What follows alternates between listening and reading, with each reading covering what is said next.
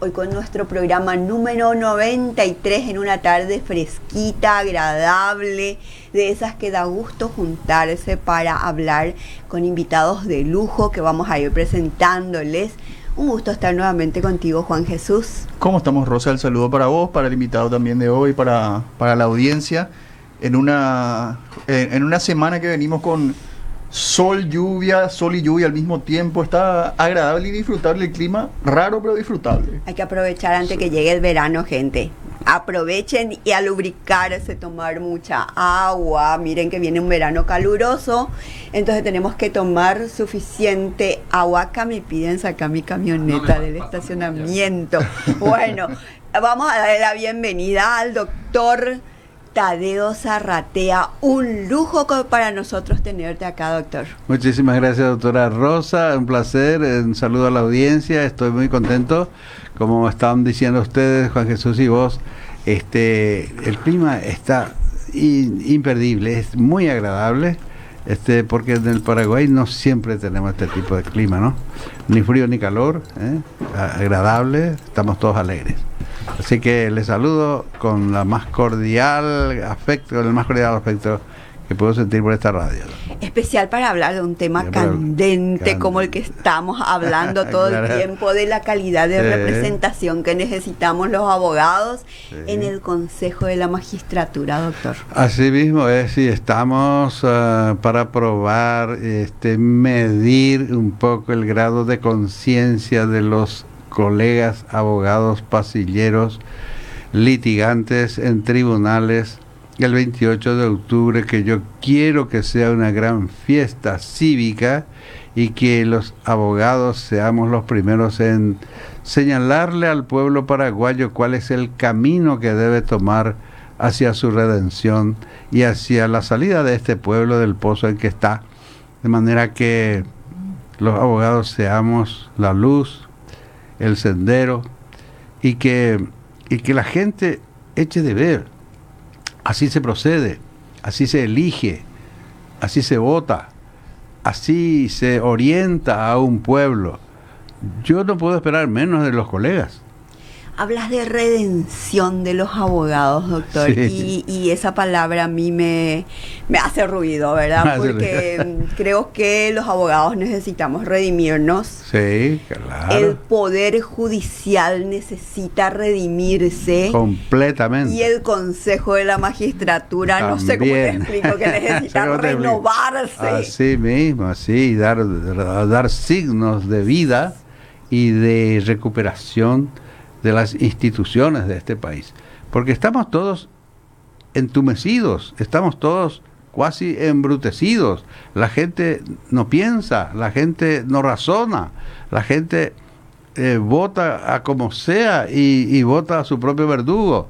Entonces exacto. Es lamentable, ¿verdad? Es realmente lamentable. Yo digo que esto es producto de las largas tiranías que hemos sufrido, no solamente la de Stroessner, que fue nomás que el colofón, el más largo y el más cruel, pero largas tiranías, largos lapsos sin libertad de palabra, sin libertad de pensamiento, sin libertad de conciencia. Vivimos así como se nos viene la vida, no razonamos. Entonces este pueblo tiene que... ¿Sabes qué, Rosa? Que yo tengo una gran esperanza. Siempre cuando estoy muy desesperado pienso en Roa Bastos, que dijo que el pueblo paraguayo siempre ha encontrado su punto de inflexión después de largas épocas de ignominia. Ha llegado un momento en que este pueblo dijo, no, hasta aquí nomás, de aquí volvemos, de aquí retomamos nuestro país, ¿verdad? Nuestra cultura, ojalá nuestra historia, el patriotismo nuestro, eso que es muy paraguayo, aquí retomamos, ¿verdad? Él dice que el pueblo paraguayo siempre volvió de la ignominia, pero que así también siempre fue un pueblo muy sufrido. Somos sufridos, ¿cierto? Soportamos décadas y décadas de opresión, de ignominia, de falta de libertad, pero dice que siempre nomás luego, como decimos en castellano paraguayo, vamos a encontrar el punto de inflexión. Siempre y espero, que llovió paró. Siempre que llovió y espero Pero que... vos decís, doctor, yo estoy escuchándote hablar de libertad. Sí. Y hiciste referencia a un periodo muy fuerte de nuestra historia. Sí. Y vos que sos, aparte de ser un excelente abogado, doctor constitucionalista, de haber ocupado los 3 poderes del Estado, escuché un video tuyo donde estuviste en el Poder Ejecutivo, estuviste en el Poder Legislativo como senador, estuviste en el Poder Judicial, donde a mí me A vos ya te consta yo eso. pude constatar Ya litigaste que en el era uno de los buenos magistrados que teníamos, Sí. cosa que es muy difícil encontrar en el Poder Judicial. Y sin embargo, cuando vos decís hay libertad, a mí eso también yo me pregunto hasta qué punto, con el grado de copamiento que hoy tenemos, podemos hablar de libertad. Y resulta que allí lo que tenemos que enjuiciar un poco, doctora Rosa, nosotros que somos abogados y nosotros que estamos en deuda con nuestro pueblo por la ausencia de justicia, tenemos que hacer un poco memoria y decir, la Convención Nacional Constituyente misma se equivocó al diseñar el Poder Judicial de hoy. Porque nosotros, yo fui convencional y nosotros en la convención lo que quisimos fue instalar la República. Es decir, poner en su lugar la República de 3 poderes independientes, ¿verdad? Sí. Refundar la República. Y no pudimos rescatamos solamente uno de los poderes, el Poder Legislativo. Pero no pudimos instalar el Poder Judicial independiente porque nos equivocamos en el diseño. En el diseño se creó el Consejo. No debimos poner en el Consejo a los políticos en actividad. Coincidimos plenamente. Y no debimos poner en el jurado de enjuiciamiento políticos en actividad. Porque no se le puede condenar a nadie a través del Poder Judicial, a nadie que sea político. Doctor, me interesa saber un poco justamente, nosotros hablamos acá, está usted candidatándose para el Consejo de la Magistratura, ¿verdad? Y hablábamos, en Paraguay asumió ahora un nuevo presidente, hablamos del sector gubernamental. Sí. Y en Paraguay nosotros siempre venimos hablando de lo golpeada que está la clase política. Sí. El sector judicial o... El cargo al que están apuntando ustedes también, el cargo al que está apuntando usted habla de justicia, que es quizá algo de lo que más reclama la ciudadanía en general. Así es. ¿Cuál es el primer paso? ¿Qué es lo primero que se debe hacer para empezar un poco a modificar? ¿Cuál es la primer piedra a mover para dar un paso hacia adelante, ¿verdad? Y mira, Juan Jesús, yo te digo, en realidad lo que corresponde aquí es una cirugía mayor. Es decir, reformar la Constitución Nacional y corregir el error de diseño que nosotros cometimos, ¿verdad? Sacar del Consejo de la Magistratura y sacar del jurado de enjuiciamiento a los senadores y diputados y hacer que sea un colegiado de jueces jubilados y abogados de buen nivel, ¿verdad? Pero como eso no se puede por ahora, porque no podemos pensar siquiera en una reforma constitucional, Juan Jesús, discúlpame, pero te digo, nuestra clase política no está preparada para esto porque no hay reservas intelectuales, ¿verdad? Entonces lo que tenemos que hacer y vamos a hacer nosotros justamente es ejercer la resistencia a la clase política que avanza sobre el Poder Judicial, va allá y lo copa, lo acapara, ordena, se ordena la sentencia fuera del Palacio de Justicia, la sentencia de un caso cualquiera por 2 perros entre vecinos la dicta el político. Entonces está el Poder Judicial sometido a la clase política. Ese es el error que hemos cometido y eso es lo que tenemos que levantar. Y por ahora lo que podemos hacer es resistir con hombres probos, con personas con personalidad, con abogados de fuste, para poder repeler el avance de la clase política sobre el Poder Judicial. Y te digo, por ejemplo, ahora hay uno de los candidatos que están compitiendo conmigo, acaba de decir al diario Última Hora, página 14, hace 2 días, dijo, el presidente de la República me dijo que yo me candidatara.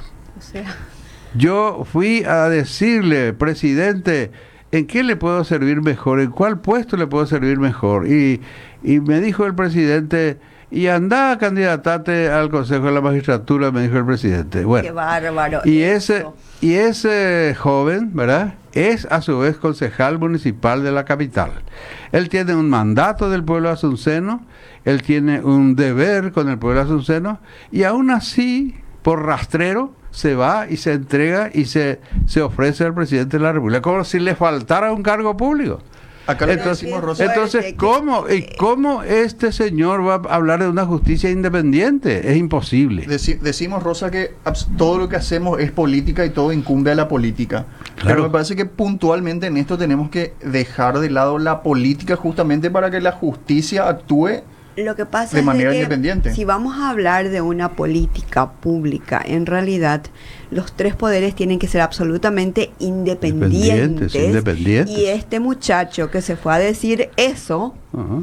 no entiende nada Por de lo que es supuesto. el cargo Claro, de representar a los abogados en el Consejo Fíjate. de la Magistratura. Sí.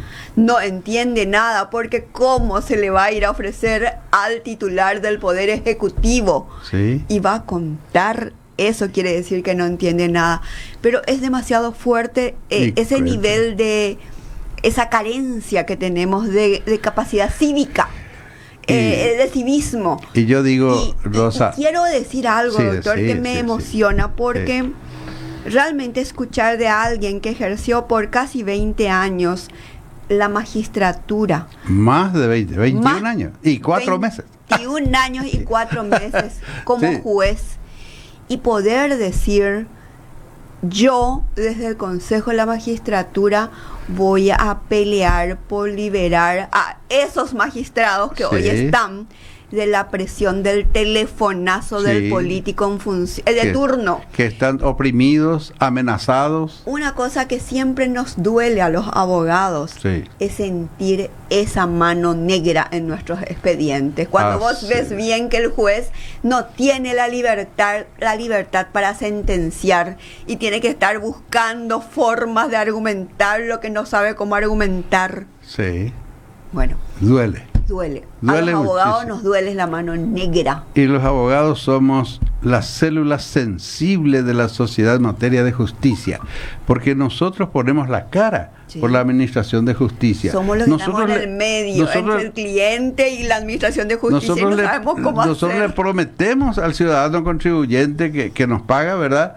Le prometemos que le vamos a hacer llegar la justicia a su casa, ¿verdad? Y ahí Pero- es donde hablamos de gente técnica, ¿verdad? Sí, Porque sí, ahí. si hablamos de que sería Técnica, hermoso. pero técnica capaz y técnica con carácter tiene que ser, Juan Sí, Jesús, claro. porque el problema no es, hay mucha gente que es muy conocedora del derecho, Sí. pero no tienen la capacidad o no tienen el carácter para plantarse cuando viene el telefonazo. Vea el año de problemas. Es cierto. Bueno, pero a Juan Jesús le preocupa la injerencia política. Es cierto, Juan Jesús, tenemos que frenar eso, tenemos que ponerle una muralla, tenemos que ponerle una barrera a la injerencia política que le dice la doctora Rosa, que viene a través de un telefonazo. Nosotros tenemos que preservar el poder judicial de la injerencia política, y no se puede, mi amigo, preservar cuando una persona que va a tener una injerencia tremenda al interior del Poder Judicial va y recibe instrucciones del Poder Ejecutivo para venir a ejecutar en el ámbito judicial. Eso es lo que, como dice Rosa, no entiende este muchacho. Le falta el sentido republicano, que decía ella, tenemos que ser, la República es un conjunto de 3 poderes independientes, y aquí tenemos un partido que perdió ya casi 2 siglos, se hace llamar republicano y nos enseña el republicanismo, ¿verdad, Rosa? Qué lindo sería el Paraguay si todos tuviésemos la conciencia republicana, aquello que admiró el mundo. Y me emociona, porque cuando el Paraguay apenas nacía, decía el autor de nuestro himno, paraguayos, república o muerte, sonaba ya en las calles de Asunción. Sí. O la república o la muerte. Sí. Y hasta ahora no tenemos la república. Y tampoco nadie se va a morir por la república, ¿verdad? Porque los que están en función de cargo, muchos de ellos ni no entienden la diferencia entre uno y otro poder. Claro. Creen que todo entre amiguis Sí. vamos a solucionar, todo no te vaya a preocupar, si sos un delincuente igual vas a estar en el cargo más alto. Hay porque más te vamos a someter. Profesionales del derecho, hay gente que dice que el Poder Judicial y el Poder Legislativo tienen que estar sometidos al presidente de la República. Bueno, desde que nació este país pues fue así, ¿verdad? Por eso les decía yo, en la Convención Constituyente del 92 nosotros rescatamos uno de los poderes, el Poder Legislativo. Cierto. Este país hasta ese momento del año 92 era gobernado por un solo poder, que era el Poder Ejecutivo. No tenía parlamento, digo yo, no tenía el parlamento porque el parlamento no era soberano, no encarnaba la soberanía, porque el presidente de la República podía disolver el parlamento y muchas veces muchos presidentes disolvieron el parlamento cuando dictaba una ley que no les gustaba. Stroessner fue el último en disolver en el año 59 porque la Junta de Gobierno del Partido Colorado decidió pedirle que convocara a Convención Nacional Constituyente, que se reformara la Constitución autoritaria del 40 y que se fundara realmente la República. Y eso al dictador le molestó muchísimo y le tomó preso a todos los legisladores y disolvió el Parlamento. Después volvió a convocar un parlamento que ya a su imagen y semejanza, ya los plebeyos que vinieron a postrarse a sus pies, ¿no es cierto? Pero un poder del Estado que puede ser disuelto por el otro poder del Estado no es poder del Estado. No es poder. Nosotros por eso pusimos en la Constitución, no podrá ser disuelto el Parlamento. Y el que intentara se hará pasible de las más duras penas, porque violaría el principio republicano, ¿verdad? Pero eso mismo pues hubiéramos hecho con el Poder Judicial. ¿Por qué padecemos hoy? ¿Por qué la democracia paraguaya de este tiempo está fracasando? La tercera pata, la pata judicial de la trilogía es la que nos falla. Lo que está fallando es el control.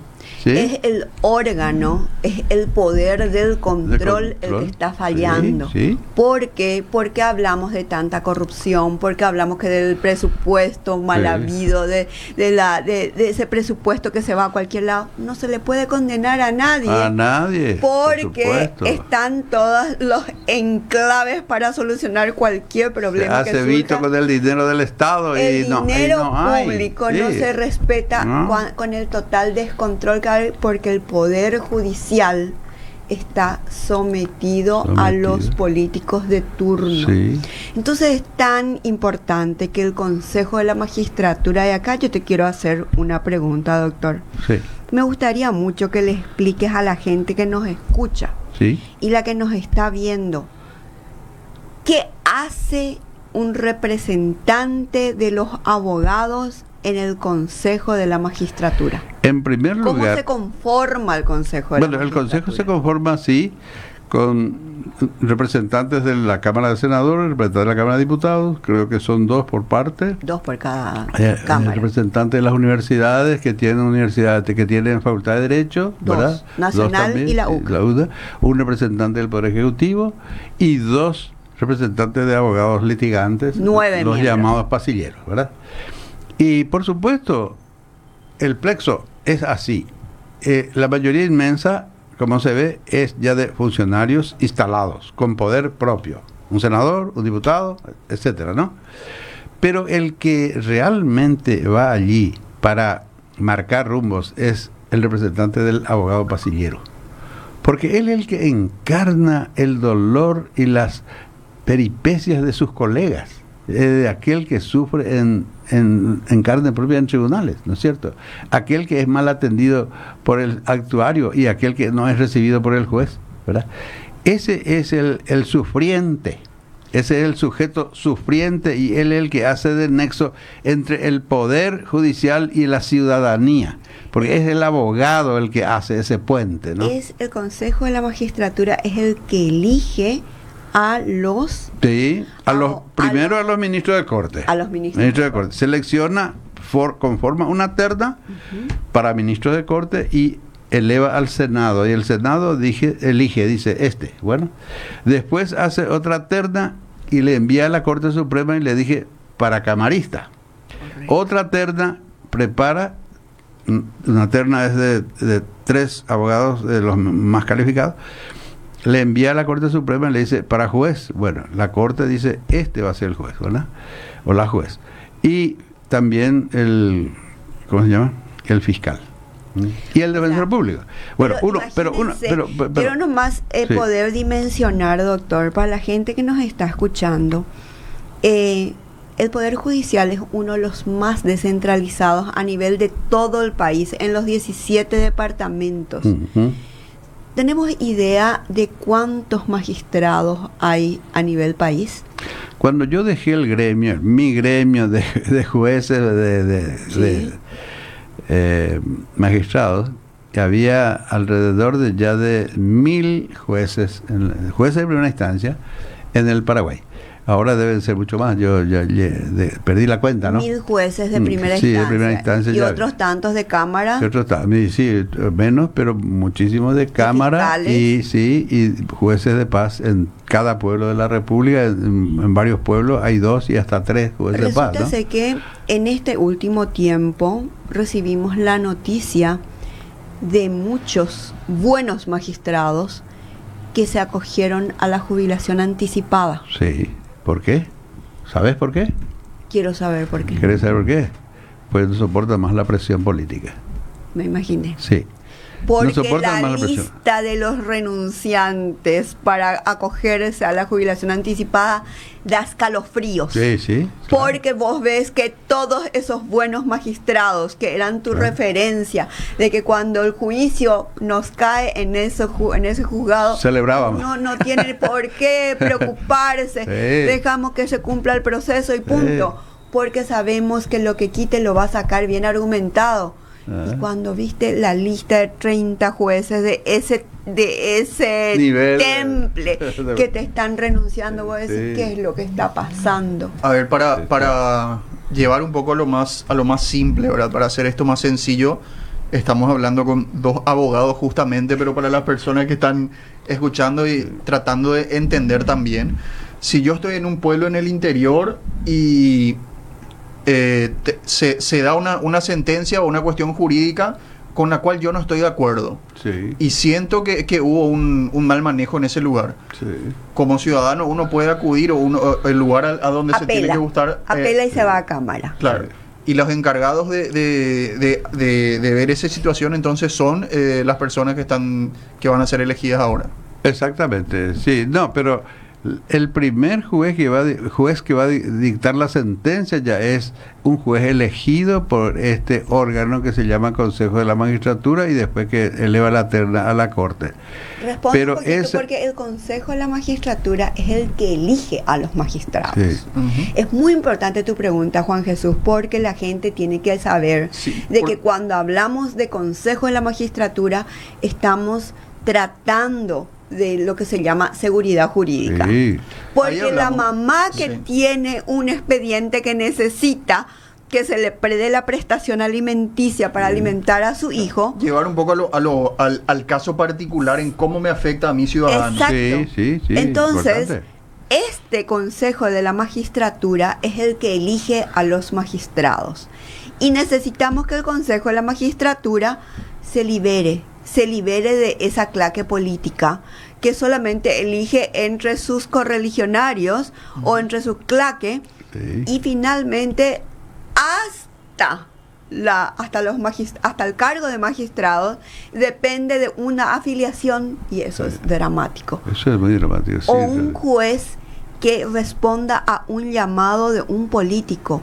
Es dramático para esa mamá que está esperando sentencia, y una sentencia digna nomás ya está pidiendo para poder alimentar a su hijo. Sí. Pongo como ejemplo, ¿verdad? Por eso El Consejo de la Magistratura tiene que liberarse. Y ahí viene mi pregunta, doctor, Sí. porque la hora pasa demasiado rápido. Nos quedan 3 minutitos para llegar a y media, Rosa. Soco, Sí. ¿cuál es tu planteamiento para el 28 de octubre, doctor? Bueno, yo le pido a los colegas que me voten el 28 de octubre, porque al llegar yo al Consejo de la Magistratura, doctora Rosa, a vos misma te prometo, porque sos colega abogada y sos pasillera y me consta y litigaste en el Y voy a juzgado. estar para votar. Y en el juzgado que estaba a mi cargo litigaste. Litigué a morir. Gloriosamente, sí. Bueno, yo le digo, lo primero que voy a pedir es la derogación del Código de Ética. Ese código que instaló aquel ministro que acaba de irse, cuyo nombre no quiero recordar, y que dijo que establecía el código de ética para disminuir la corrupción, porque dice que los abogados, cuando nos acercamos al despacho del juez, nos vamos directamente para sobornarlo.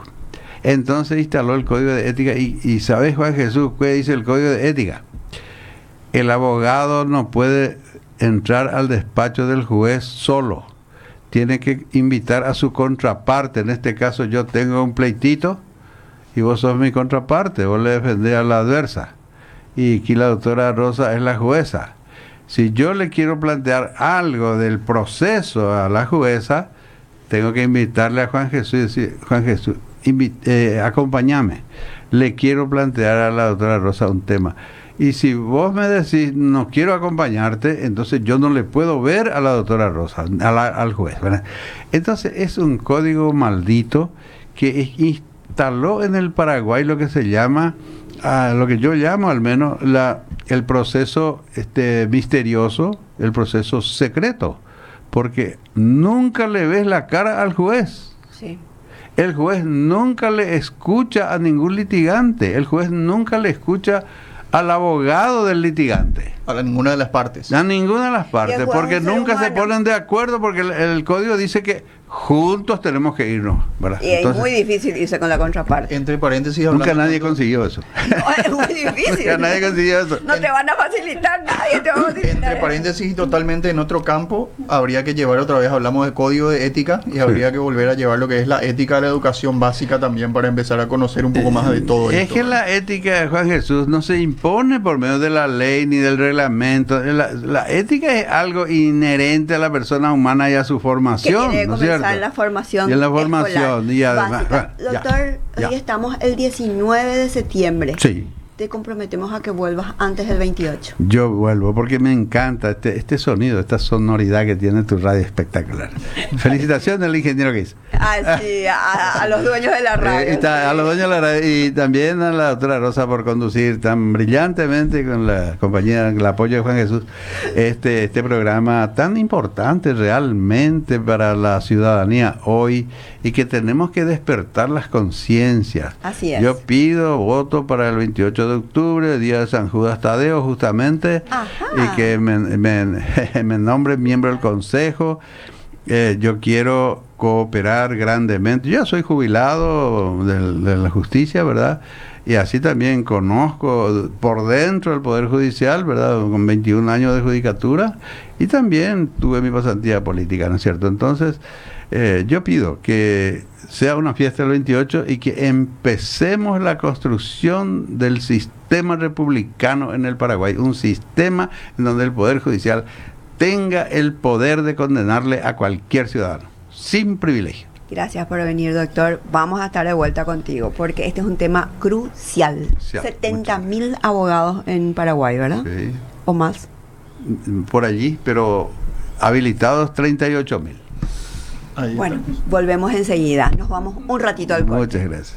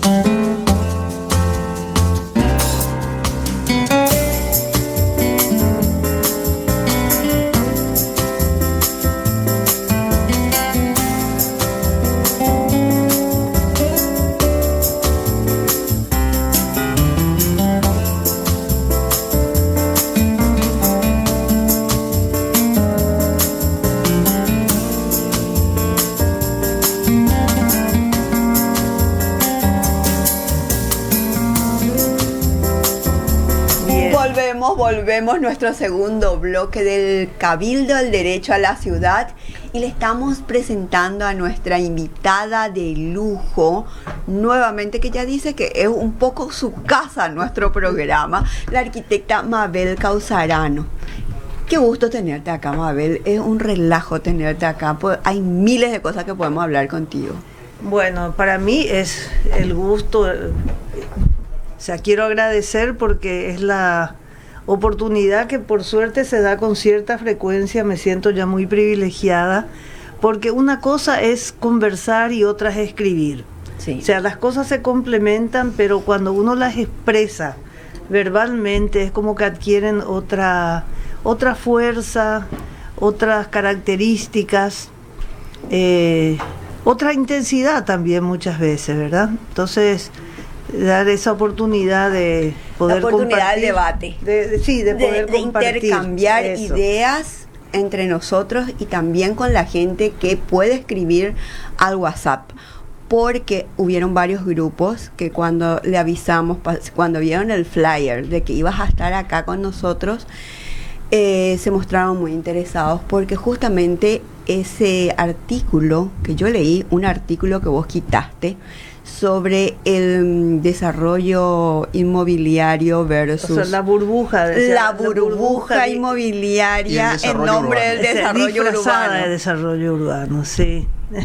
Nosotros hablamos, o sea, estuvimos mencionando un poco antes de entrar al aire también, Rosa.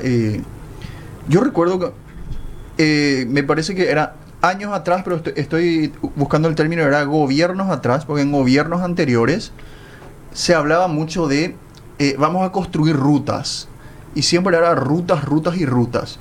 Después hablamos de inversión pública o privada. Me acuerdo también en aquel momento que hubo el tema público-privado, que fue también un paréntesis, un caso aparte, ¿verdad? Pero ahora, hace un tiempo atrás que estamos escuchando que empezamos a construir viviendas. Y se habla también, yo estando un poco en el rubro, en el campo económico, en el campo del periodismo económico, hablaba mucho y se decía de que la inversión más segura es el inmueble. Y se habla siempre del inmueble porque nunca pierde valor. Y se le está dando en Paraguay al menos mucho valor o mucha fuerza a la construcción. Que es de lo que hablaba un poco también esto que escribiste, arquitecta, de la burbuja inmobiliaria, ¿verdad? Queremos saber un poco de qué se trata esa burbuja. ¿Por qué la burbuja? Bueno, vamos a ver, una visión tradicional que se mantuvo en realidad por mucho tiempo y que corresponde, yo diría, a una sociedad que ya no existe en nuestro país, era justamente eso, de invertir en propiedades. ¿Por qué razón? Porque te aseguraban lo que no tenían, para los que no tenían jubilación, por ejemplo, un ingreso con los alquileres. Y las propiedades nunca perdían valor, es lo que acababas de señalar. Y bueno, eso era el reaseguro, era prácticamente la jubilación de muchas familias, ¿sí? Ahora, la vivienda no pierde valor cuando los procesos se van dando con cierto ritmo, de alguna manera previsible y hasta controlable. Pero no cuando se suceden estas situaciones por las cuales se van como inoculando valor de manera artificial. Entonces suben los precios al metro cuadrado. Había unas publicaciones recientes justamente que decían que en Asunción están alrededor de hasta $2.000 el metro cuadrado, un piso. Luque, por ejemplo, es la segunda ciudad que tiene precios más altos, y eso es como también ahí había puesto como una suerte de efecto dominó, ¿verdad? Que comienza en Asunción y luego se va expandiendo, y como suele suceder cuando cae uno, después van cayendo los demás. Es una cuestión ficticia básicamente, porque para nuestro caso en particular no hay una tal demanda. No hay esa demanda. No hay una pues tal visto demanda, para el no. año 2024 están anunciando como 50 rascacielos. Y vos decís, ¿y quién va a ocupar esos rascacielos? De hasta 40, 50 pisos. Y eso, y vemos el censo el censo de que está ahora tan conflictivo, pero que te dice, somos menos en Asunción, somos menos en Paraguay. Teníamos que ser 7.500.000 y somos 6.300.000. ¿Y quién ocupa entonces esos edificios? Bueno, perdón. Vamos a ver. No es que somos menos en Paraguay.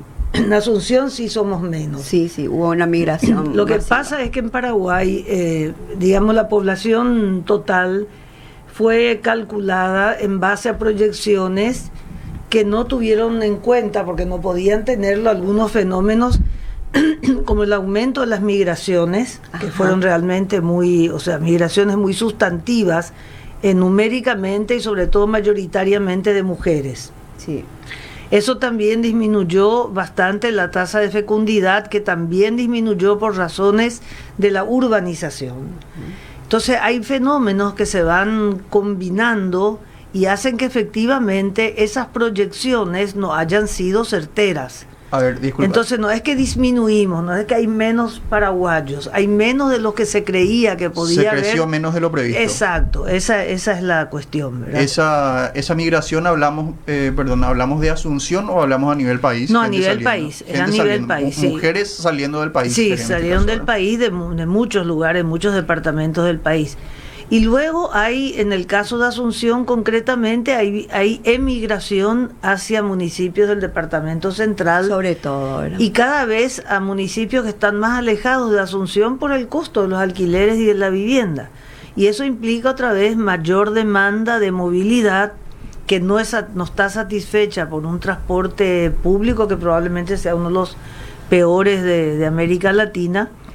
Y por otra parte, la inducción a la compra de vehículos motorizados propios. Entonces tenemos lo que tenemos: la invasión de motos, la invasión de coches, de automóviles de segunda mano, comprados algunos que ya de los famosos coches comprados en Chile, y bueno, que básicamente tienen la vida útil vencida.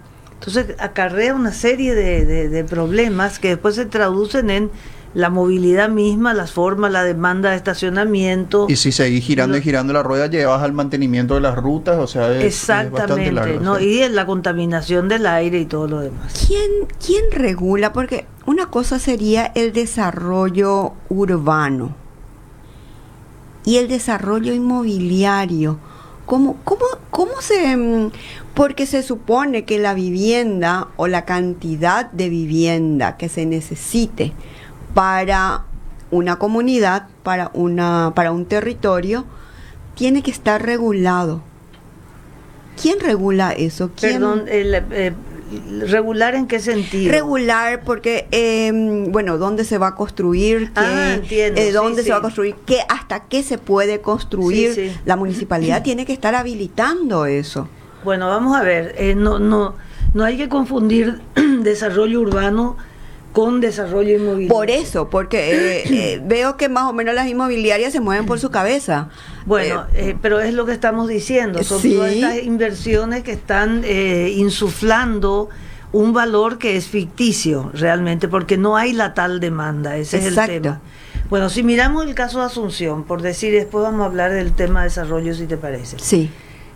Bueno, Asunción tenía cerca de 500.000 habitantes en el 92. 500.000 y poquitos, ¿verdad? Bueno, ahora tiene 477.000, creo. O sea, perdió en estos años del 92 hasta ahora, pasaron 30 años, Asunción perdió población. Y perdió población por muchos motivos. Uno de ellos es la migración en general y la migración sobre todo de clase media.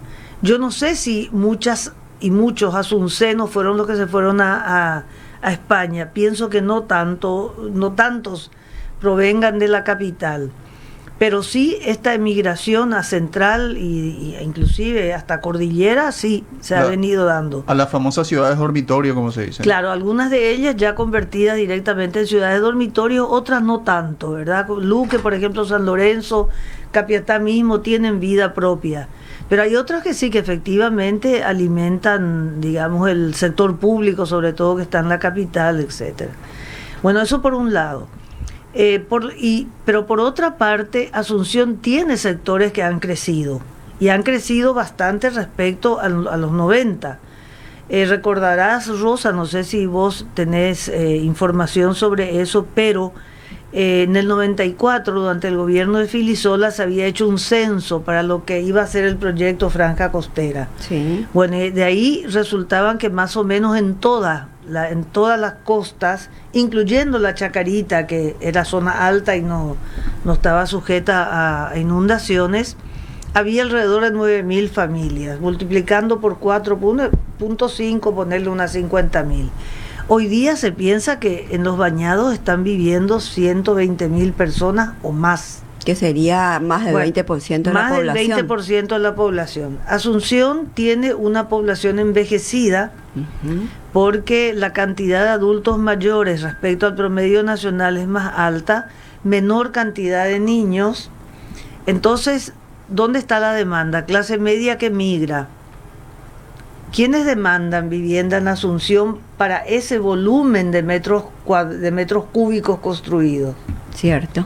Entonces eso ahí te está desnudando una situación que es ficticia. Esto pasó en Ciudad de Panamá, pasó en otras partes, ¿no? Y o sea, hablamos de que es difícil invitar a personas de la tercera edad a vivir en departamentos, por ejemplo, por cuestiones de ascensor, escaleras. ¿Por qué? Yo creo que pero por cuestiones de costo también. ¿Cuánto cuesta el alquiler, por ejemplo, en una... O sea, realmente, aparte de estos problemas de orden práctico, claro, creo que muy poca gente de esa edad tiene condiciones de pagar, no sé, ese precio. $2.000. Claro, ¿verdad? Por un departamento. Entonces la pregunta, pues recuerdo tu artículo, decía, ¿quiénes ocupan estos edificios? No, el tema es que no están ocupados.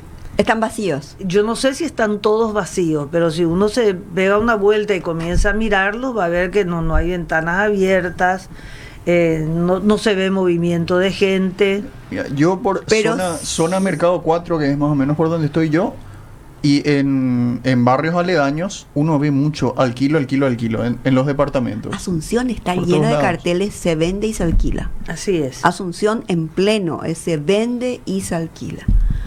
Bueno, pero entonces, eso es lo que llamamos la burbuja inmobiliaria. Esa es la burbuja inmobiliaria, o sea, esto de insuflar, de ir construyendo, agregando valor financiero a todo este proceso, pero no existe una demanda real que sostenga esa producción de o sea, que la inversión que hace el inversor inmobiliario no tiene retorno. Si no puede alquilar o no puede vender. Bueno, tiene un retorno en cierto plazo, ¿verdad? Por ejemplo, yo construyo algo y te lo vendo a vos. Bueno, en ese traspaso, porque lo pago a un cierto precio, vos me pagás más, etcétera, pero eso va a llegar a un tope. Y cuando llega a ese tope, que hay... Pero esos son los 50 rascacielos que se van a crear para el año que viene. Ya están aprobados. Ya están aprobados. La empresa constructora del edificio, la que construye el edificio, es la que realiza el gasto. Después está la empresa encargada del alquiler, ¿verdad? Que es la que se va a encargar un poco de llevar a las personas. O de la venta. Alquiler o venta, sí. Y ya están aprobados estos edificios. Sí, según lo que decía esta información que salió en el diario La Nación, que entrevistó a un directivo de una empresa inmobiliaria. Lo peor, estoy pensando nomás, Mabel, mientras estamos hablando acá, que para construir esos edificios enormes, algunos muy lindos, pero a veces están cerrando espacios públicos, espacios arbolados que necesitamos en la ciudad, y se están construyendo enormes moles de cemento, y si nadie ocupa, ¿por qué estamos perdiendo esos espacios arbolados si justamente Asunción, capital verde de Iberoamérica, es uno de los conceptos por los cuales al Paraguay y a la ciudad capital se le tiene, tiene tantos convenios, tiene tantos beneficios como país, y sin embargo nosotros clausuramos un espacio natural, la municipalidad permite habilita la construcción de 50 rascacielos y no hay necesidad de eso. ¿Y quién gana entonces con esto? La municipalidad porque cobra derecho a la construcción. La municipalidad, y ganan los inversionistas el constructor. hasta que termine la burbuja. Hasta que termine la construcción. Ahí hablamos un poco de política, en el sentido de, política municipal, si se me permite el término de decir, bueno, en Asunción la municipalidad invita a cementar o a apuntar a mantener el verde, ¿verdad? Me parece que por ahí, no sé si va un poco la discusión de, ¿es tanto decisión municipal realmente o se tiene que juntar la municipalidad con el sector inmobiliario, con el sector privado inmobiliario? ¿Cuál es el análisis que haces un poco de esto de, tenemos mucha gente viviendo no en Asunción, hay demanda o no de inmuebles y podemos permitir nomás levantar edificios, ¿verdad?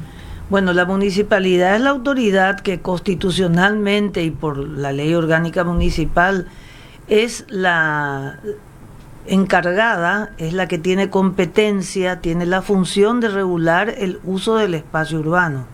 Y eso lo hace a través de normativas, una de las cuales es el plan regulador. Y dentro de ese plan regulador se establece el uso del suelo según las diferentes zonas. Y eso está en cualquier plan regulador perfectamente normado en cuanto a digamos, qué altura puede tener cada edificio, qué retiro tiene que tener, el ancho de las veredas, en fin, todo lo que tenga que ver con la construcción desde el punto de vista de la, digamos, de la estabilidad, de la seguridad en cuanto a estructura, etcétera, como también de la parte higiénica, iluminación, ventilación y todo lo demás. Eso es la municipalidad. Ahora, la municipalidad ejerce o no ejerce en plenitud esa competencia. Entonces, hay presiones que cualquier gobierno recibe por parte de inversionistas que quieren apostar a una ganancia más o menos rápida.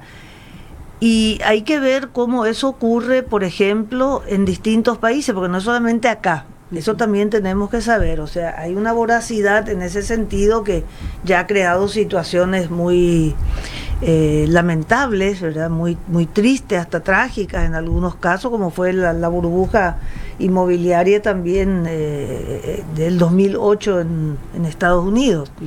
O sea, ¿qué pasa allí?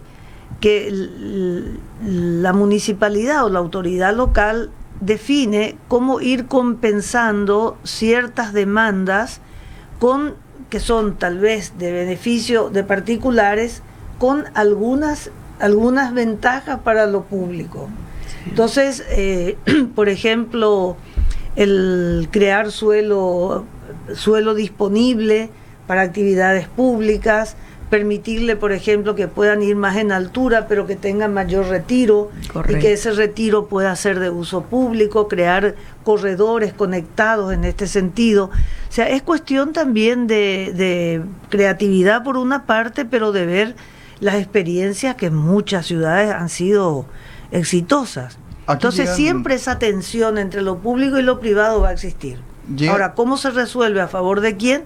Da la calidad del gobierno. Claro, lo que pasa es de que una cosa es la inversión, o sea, la política pública, que estamos hablando del plan regulador, pero también en Asunción convengamos que el plan regulador es una de las cuestiones más violadas, pero violadas por la propia Junta, porque cuando el plan regulador te está diciendo qué uso le podés dar al suelo, y vos, inversor, o Juan Jesús que se casa y dice, yo no voy a ser un comerciante, yo voy a ser un industrial, entonces busca irse hacia la zona industrial.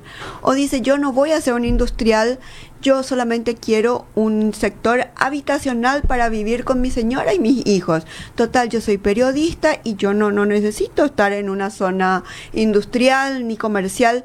Yo necesito un área residencial donde poder estar tranquila. Pero resulta ser que después el plan regulador se te cambia de acuerdo a la cara del cliente, y entonces tenemos, creo que hasta el año pasado había como 155 parches al plan regulador de acuerdo a la cara del cliente. Y desde el 2010 tenemos una ley orgánica municipal que manda un POT, el Plan de Ordenamiento Urbano Territorial. Rosa, acá Creo que en tenemos- Asunción no hay eso. Tenemos un mensaje de uno de los oyentes también que nos siguen enviando, ¿verdad? Los mensajes, y habla de un punto interesante. Dice: los que compran los apartamentos son los ciudadanos de países vecinos que están preocupados por el avance de la izquierda en Latinoamérica, cuestión política, ¿verdad? Invierten en inmuebles aquí sin importar si es que consiguen o no alquilarlos. Ahí decimos, esto manda un oyente, pero me gustaría tomar un poco esa idea y decir también, nosotros siempre escuchamos en chiste, ¿no? Yo tengo mucha plata, entonces tengo departamentos en tal país, ¿verdad? Y ahí hablamos de decir, bueno, yo, empresario o persona que tiene la capacidad económica para construir en el extranjero, yo uruguayo o yo argentino, digo, voy a construir en Paraguay, en Asunción. Después le voy a tercerizar eso a una empresa, o vamos a ver quién alquila, quién no alquila, pero yo hice la inversión y yo construí. Puedo permitirme, yo hablo con la municipalidad, con el gobierno. ¿Cómo se rige un poco eso también, verdad? El tema de la inversión extranjera para los inmuebles. No, sin lugar a dudas, nuestra ciudad en particular, nuestro país, nuestra ciudad en particular, se volvió atractiva para este tipo de aplicaciones, llamémosle, de dinero. Eso es claro, y creo que en los últimos días salieron varios artículos en los cuales se decían justamente que inversionistas argentinos, uruguayos, venían a hacerlo acá. Antes los argentinos lo hacían mucho en Uruguay.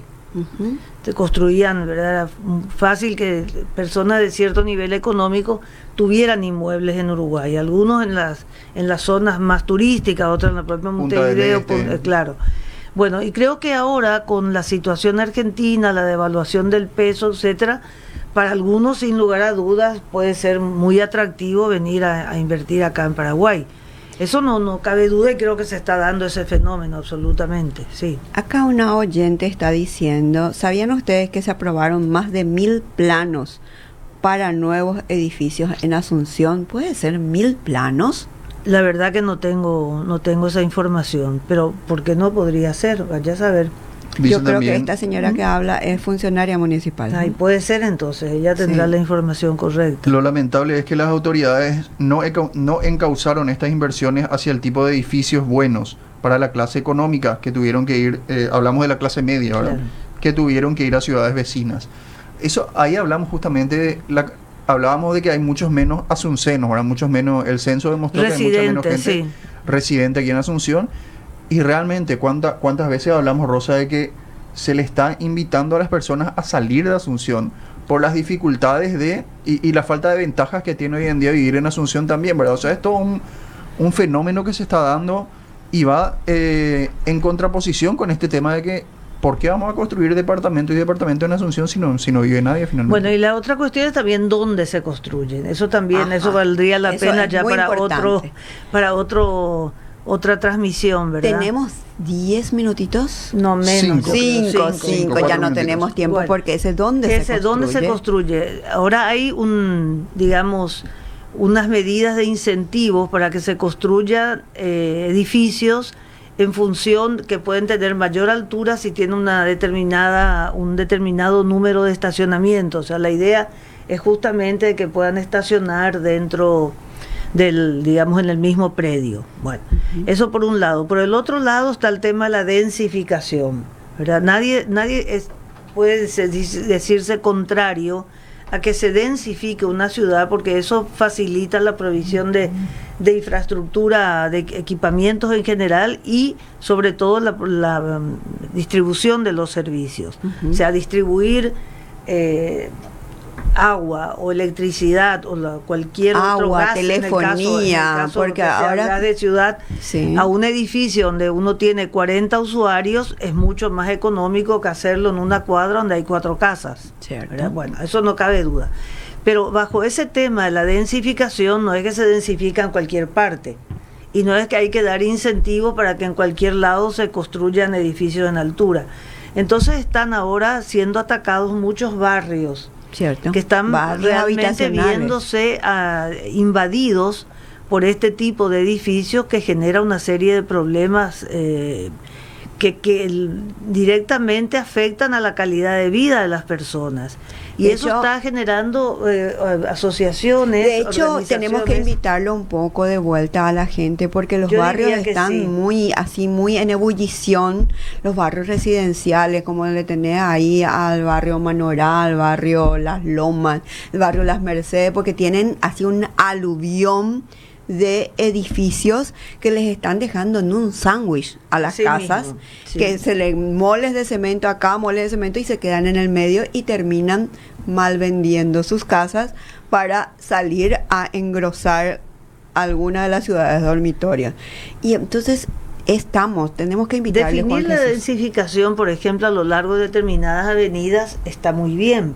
Claro. Por ejemplo, que se densifique, no sé, la avenida Fernando de la Mora, la avenida Eusebio Ayala, etcétera. Pero lo que Claro. te dicen o las que personas- vamos a recuperar y repoblar el centro de Asunción. Bueno, Dicho ese es sea de otro paso, tema, ese es otro dicho sea tema. de paso, quiero decir un poco que a Palma por fin se están poniendo los caños para Sí. meter los cables bajo tierra, algo que hace 20 años venimos pidiendo. Es así. Y bueno, eso por lo menos nos da esperanza de que ese cableado negro enmarañado no vamos a ver más, porque mira que es feo. Supuestamente para noviembre tendría que estar todo listo. Bueno, Vamos a ver. esa es una felicidad De que verdad, tenemos. sí, sin duda una Y noticia yo creo que positiva. eso también va a hacer que la gente vuelva al centro. Sí, es un factor, ¿verdad? No solo eso, pero sí. Hay varias otras cosas, pero lo del centro merece también. Merece algo otro especial. programa exclusivo. Sí. Ahora, quería nomás terminar esa cuestión de la densificación. Hablé con algunos funcionarios municipales, de la Intendencia concretamente, y dice que densificar, por ejemplo, Fernando de la Mora, Eusebio Ayala, no resulta atractivo para los inversionistas. ¿Por qué? Y bueno, las razones no sé, prefieren estas Los barrios residenciales. estos lugares donde el ambiente, la calidad de vida aparentemente Pero es que mucho justamente mejor. el ambiente Entonces y la no calidad tiene- de vida es la que se va a perder si pero estamos de convertimos acuerdo, otra vez claro. todo en un barrio Claro. comercial. Ahí hay que ver a dónde apuntan también los inversores, si es que los inversores apuntan directamente para la clase media alta o en general también para la clase media. Por eso es demasiado importante un municipio que tenga carácter para resistir la presión de los inmobiliarios. No es falta de carácter a mi modo de ver, Rosa. Aquí es que coinciden los intereses. Qué triste eso. O sea, eso. Bueno, esto tenemos que seguir hablándolo, pero Lo vamos triste es a que se nos invitar. acabó el tiempo. No, se nos acabó el tiempo hoy. Bueno, mira que demasiado pronto nos estamos acercando al programa número 100 y tenemos muchas sí. cosas que sortear. Bueno, todo vamos a concentrar en el programa número 100. Así Juan es. Un Jesús. metro cuadrado en algún edificio. No. Yo creo que acá nos están dejando Eso. mucho más que eso. Nos están donando libros Muy para bien. sortear entre los oyentes. Voy Y a hay traer muchas un cosas par que la también. gente nos está dejando por escrito sus propuestas. ¿Cuándo va a Y, ser? Tenemos 7 programas en adelante para llegar al programa Mes y número medio. 100.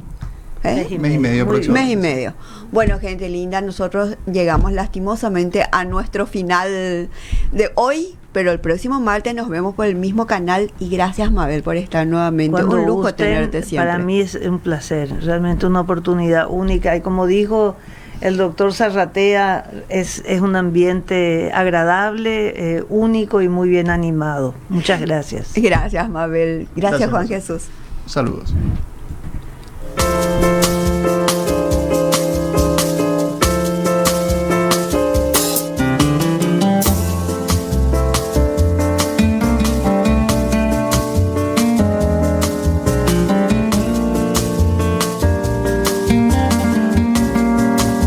Radio La Unión, R800 AM. Un banco hecho con vos es un banco que te da una tarjeta con la que ahorras los 365 días del año. En ese nuevo restaurante, esa escapadita al finde o poniéndote al día con tus impuestos. Entra a itau.com.py y solicita